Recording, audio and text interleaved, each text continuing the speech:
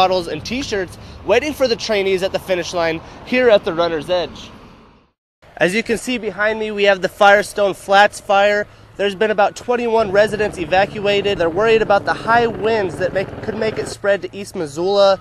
There's a lot going on right now. 3 helicopters are pulling water from a local pond and local rivers. This weekend's attendance record here at Snow Bowl may have been made possible due to the new amount of snow. Over the past weekend, there has been 20 plus inches of fresh snow. One simple injury can bring more than just pain if you are currently without health insurance. According to Curry Health Center, UM's insurance policy has a deductible high enough that 90% of the students won't meet it, but 10% of those students will save a significant amount of money due to their high health bills. The Florence Carlton wrestling team has been in the BC division for years, but something is different this season. For the first time ever, the squad has a brand new practice facility, is the one you see behind me. Shane Gillette joins us in the studio now. Shane, it's 4 days away, right? That's right, Will. A little more than 4 months on July 13th, but training starts now. This morning, Run Wild Missoula kicked off the marathon's largest training group, and I'm told conditions were almost perfect. Last year, the marathon put $1.2 million into the economy. That's according to a study from the University of Montana. And as of this afternoon, marathon registration is at 56% of the limit. Reporting live in the Missoula studio, Shane Gillette, NBC Montana. Montana's Shane Gillette's live in the studio now with more. Shane? That's right, Will. In the past, they've served as field medics, interpreters, and in other dangerous situations. And now the expanding role of women. Yeah, Will, the tournament is a big event, not just for the hockey players in attendance, but for the community as well. And it gives a big boost to the economy. We're told word of mouth's been a big factor for growth for the Sealy Pond tournament. It's grown from 11 teams in the first season to 48 teams this year. Will? Good Saturday evening to you. Entering today's football game, the Montana State Bobcats and Eastern Washington Eagles both had perfect conference records, and there was plenty on the line in this afternoon's game, including a 1-game lead in the Big Sky Conference standing. That does it for your sports this evening. We'll be right back.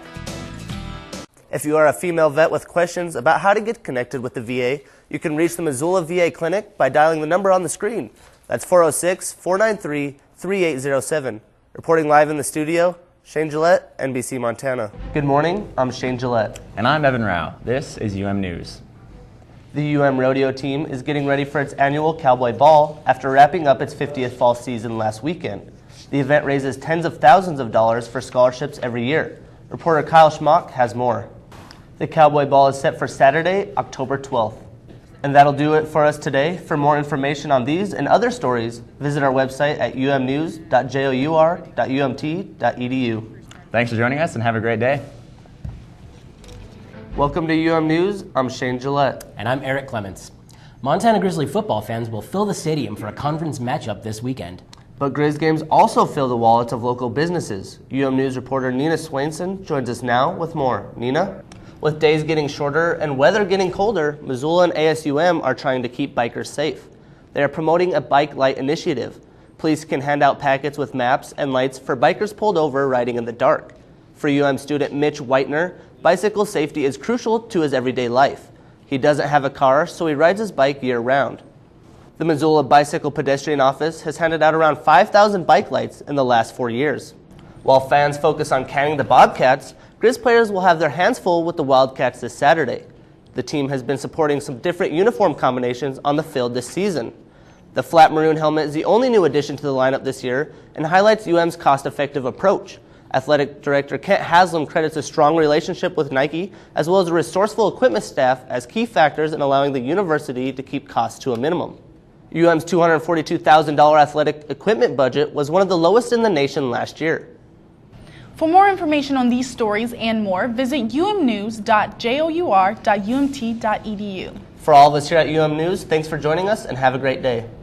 Thanks, Nina. Each year, the UM Forestry Club gathers lumber to build structures for its annual Foresters Ball. Yes, Brad, I met up with starting wide receiver Jamal Jones to talk about his other passion besides football. I found out that anyone who has been around Jones knows that when he is off the field, that it's all about the beat. 1st and 10 from the 46. Johnson floats one out here for Jones, who makes a one-handed catch. Jones with the 5. Touchdown, Montana. Wow. Relaxation is key to a collegiate football player's offseason, especially after the physical and mental stress the season brings. For starting wide receiver Jamal Jones, there isn't a better stress reliever than music. The creation part about it, for me, that whole process, a lot of people don't know just the process about making music.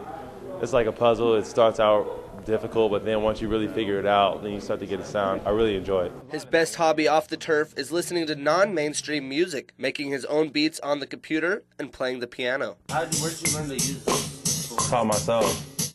Yeah, I love this stuff. No, I like that he's creative and he just does. He has his own sound. Like when I listen to his SoundCloud, you can tell it's him, and especially when you know him, like hearing his music, actually, like you can like see his personality. Just try and find my own sound to make a good beat. Such a little chill beat. Beats like this I can just listen to and just relax. Sleep to some of my beats too. If you get a chance to meet Jones, you will notice that he has an ear for music. Whether you see him playing the piano or mixing up beats, you will realize that it is something that he enjoys and respects.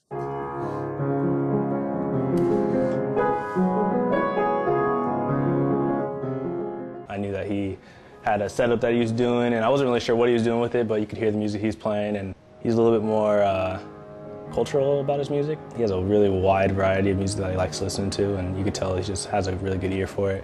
He's just a guy that you realize it right away. He doesn't really hide it. Music has always been a part of his life. From his childhood throughout high school, he started playing the piano and took part in his high school's band. When I have free time, I like to play video games or watch TV. When he wants to take his mind off of things, he goes and makes beats, and that's pretty cool. I mean, anytime he really has free time, he'll have SportsCenter on, but he's not really watching it. He's just in there with his headphones on, and you can tell he enjoys doing it. Finding different people, like you hear different sounds and the way other people express themselves through music, and I think that's pretty cool.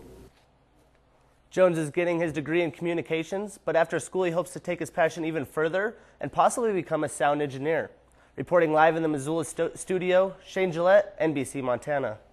As you can see behind me, we have the Firestone Flats fire. There's been about 21 residents evacuated. They're worried about the high winds that could make it spread to East Missoula. There's a lot going on right now. 3 helicopters are pulling water from a local pond and local rivers. Started eating dinner, and then a policeman came to our door and said that it was a mandatory evacuation. So we grabbed our cats and our stuff and we left. Lots of dead trees and dry grass has fire fuel written all over the area. Residents tell me they're worried, but they carry strong hearts knowing everything is being done to save their homes. I don't know yet. I'm going to stay here as long. I brought some food out from my refrigerator, and I'm going to stay here as long as I can. And this is my home, and I don't think I'd be comfortable anywhere else. The fire started around 2 p.m. Residents say they rushed to turn on their sprinklers for some extra protection. Crews turned off the power, and with that went the water, in order to meet fire safety codes. Going back home tonight would be nice. That our house is going to be safe and that our neighbors are going to be safe. Around 6 p.m., campers at the lakes in the Jocko Canyon area and residents were forced to evacuate the area. Crews and engines from all around the valley have put forth effort to contain this wildfire. A Type 2 crew is coming in tomorrow morning to take over and hopefully put a stop to the fire's power. Horror, grief, very strong sense of place, and very strong sense of what's important in life. Hot embers and ash rained down in the area all afternoon. Crews tell us high winds has made the job extra difficult for fire crews. Residents tell me the uncertain blaze brings fear and uncertainty, especially when they know their homes are right in the danger zone. Reporting in Arlee, Shane Gillette, NBC Montana.